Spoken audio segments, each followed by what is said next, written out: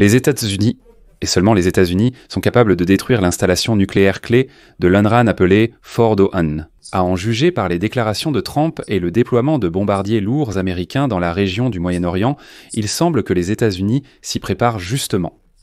En fait, l'aviation israélienne et les missiles dont dispose l'armée israélienne ne sont pas capables de percer une installation aussi profondément protégée. Mais les États-Unis disposent de tout le nécessaire pour une frappe massive, incluant bombardiers et bombes anti-bunker.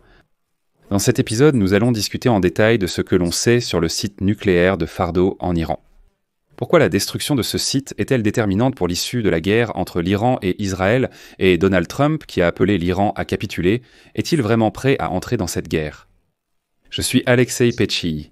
Nous sommes le 17 juin, venons-en à l'essentiel. Mais avant de commencer, je vous demande de vous abonner à cette chaîne, de mettre un like, d'écrire un commentaire et surtout de vous abonner à ma chaîne Telegram. Le lien est dans la description de la vidéo. Là-bas, nous publions des actualités en temps réel dès qu'elles arrivent. Et j'y publie également mes analyses. Donc, 5 tunnels traversant une chaîne de montagnes, une grande structure de soutien et un large périmètre de sécurité. Voilà tout ce que l'on peut voir sur les récentes images satellites de la mystérieuse usine iranienne d'enrichissement de combustible de Fordo, après la première série de frappes de l'aviation israélienne. Sur les images, on voit qu'Israël n'a réussi qu'à frapper les entrées de l'immense infrastructure souterraine, mais il est encore très très loin de la destruction du site. Ce complexe secret, soigneusement gardé, construit non loin de la ville sainte de Qom, suscite des spéculations sur sa véritable nature et sa taille, depuis qu'il a été révélé au public pour la première fois en 2009.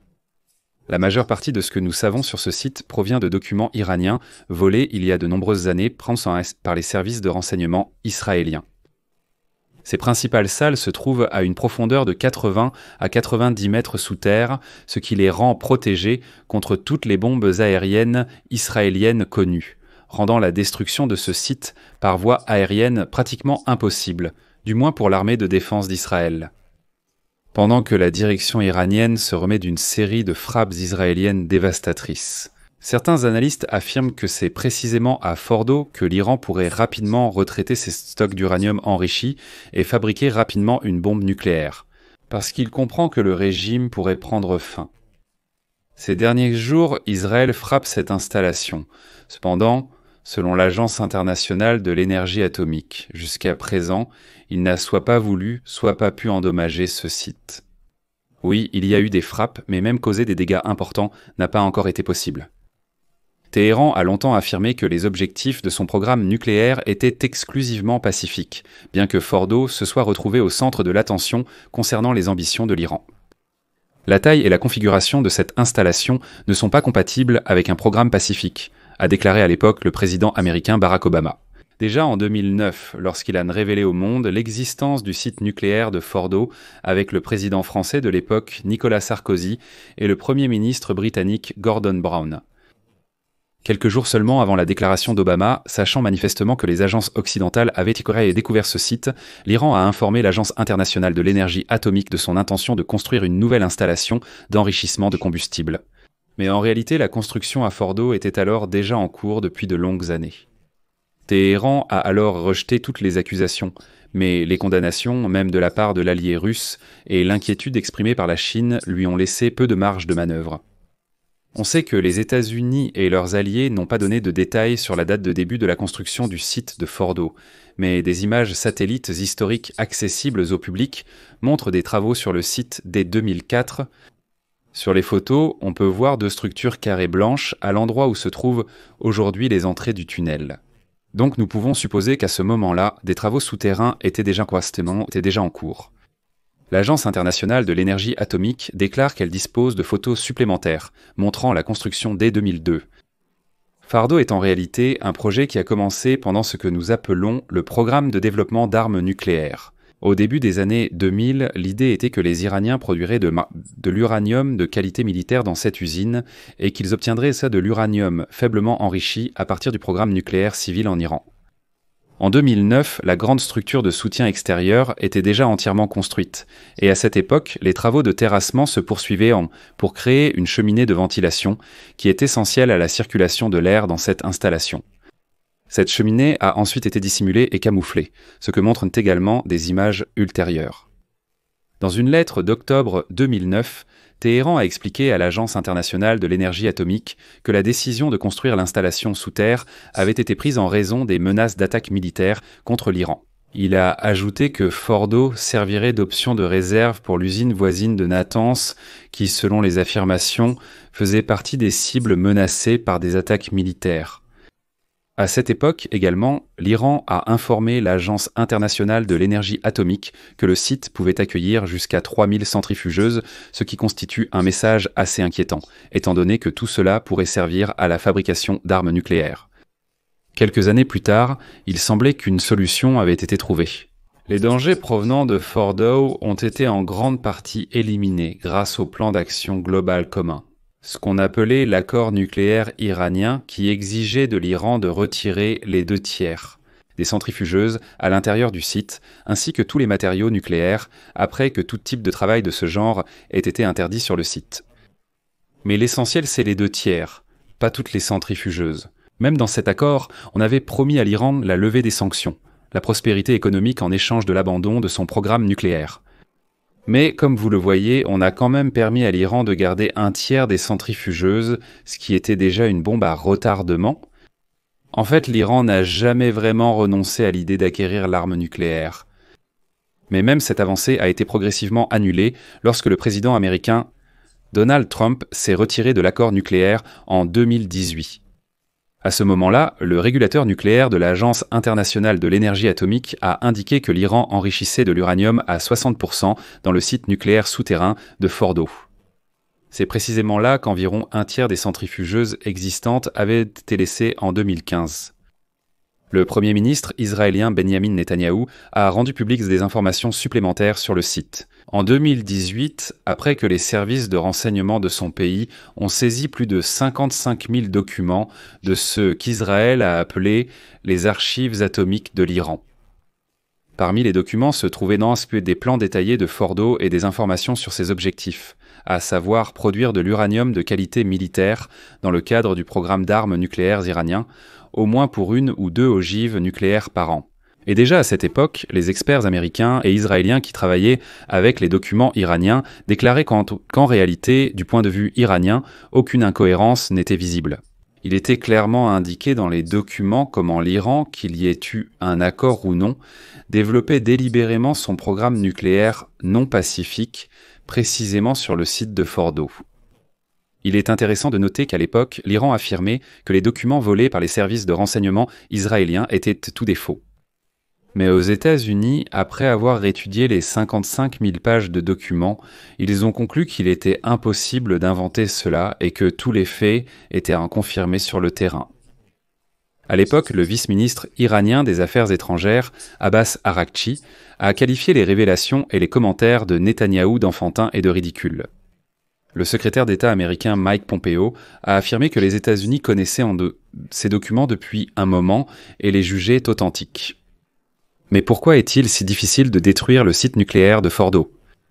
Dans des rapports récents de l'Agence internationale de l'énergie atomique, il a été indiqué que l'Iran avait augmenté sa production d'uranium enrichi à 60%. Sur le site de Fordo, où selon les experts et l'Agence internationale de l'énergie atomique, 2700 centrifugeuses sont actuellement installées. Et je vais maintenant citer un extrait du rapport de l'Agence internationale de l'énergie atomique du 31 mai 2025. L'augmentation significative de la production et de l'accumulation d'uranium hautement enrichi par l'Iran, le seul État non doté de l'arme nucléaire à produire un tel matériau nucléaire, suscite de sérieuses préoccupations. Il est donc évident que l'une des raisons de l'augmentation des tensions était précisément le fait que l'Iran n'avait aucune raison d'enrichir l'uranium à un niveau aussi élevé, sauf pour pouvoir ensuite franchir l'étape suivante et le transformer en uranium de qualité militaire. Dans aucun programme nucléaire pacifique, un tel uranium n'est tout simplement pas utilisé. L'uranium nécessaire à la production de combustible nucléaire pour les réacteurs civils est enrichi au maximum à 5%, alors que l'Iran l'enrichit à 60%. De plus, le seuil d'enrichissement entre 60% et 90% est très faible. Effectivement, un enrichissement de uranium à 90% permet déjà de fabriquer une bombe nucléaire. C'est pourquoi Israël a tiré la sonnette d'alarme. L'Iran peut très rapidement transformer cet uranium enrichi à 60% en uranium de qualité militaire. Selon l'Agence internationale de l'énergie atomique, l'Iran peut transformer ses réserves actuelles d'uranium enrichi à 60% en 233 kg d'uranium de qualité militaire en 3 semaines. À l'usine d'enrichissement de combustible de Fordo, cela suffit pour fabriquer 9 ogives nucléaires. C'est pourquoi Fordo est la principale cible des tentatives israéliennes de dégrader et de détruire le programme nucléaire iranien. Mais est-ce vraiment réalisable ? Et c'est là le point clé, les États-Unis d'Amérique sont le seul pays à posséder la bombe nécessaire pour frapper le site nucléaire iranien de Fordo. Et surtout, les États-Unis sont les seuls à disposer à la fois des bombes et des bombardiers appropriés pour mener à bien cette mission. Il s'agit des bombardiers lourds B-2 et de la bombe massive à pénétration profonde, connue sous le nom de Guided Bomb Unit 57AB. Israël demande justement en ce moment aux États-Unis d'utiliser cette arme pour détruire Fordo. Rappelons-le encore une fois, la destruction de Fordo depuis les airs sera pratiquement impossible pour Israël et nécessitera une puissance de feu considérable ainsi que l'aide des États-Unis.